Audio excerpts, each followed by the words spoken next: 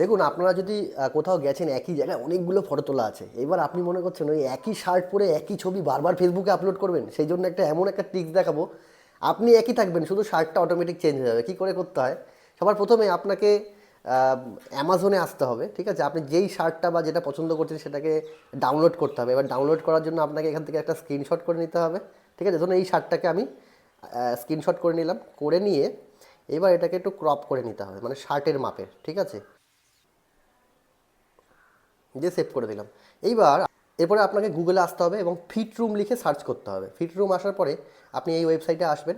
সবার প্রথমে আপলোড, এই যে দেখুন এখানে লেখা আছে আপলোড ক্লথস, কোন জামাটি আপনি এখানে দেবেন। আমি এই শার্টটা দিলাম, ঠিক আছে? এবার এখানে আপলোড মডেলে আপনার ছবিটা কিন্তু দিয়ে দিতে হবে, আপনার ছবিটা দিতে হবে।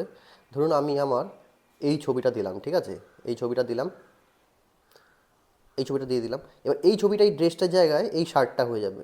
দেখুন, জেনারেটে ক্লিক করলাম, ক্লিক করে দেখুন ড্রেসটা চেঞ্জ হয়ে এই রকম হয়ে গেল। আগে ছিল কেমন, এখন হয়ে গেল কেমন। আগে ছিল শীতের পোশাক পরা, এখন হয়ে গেল এই শার্ট পরা।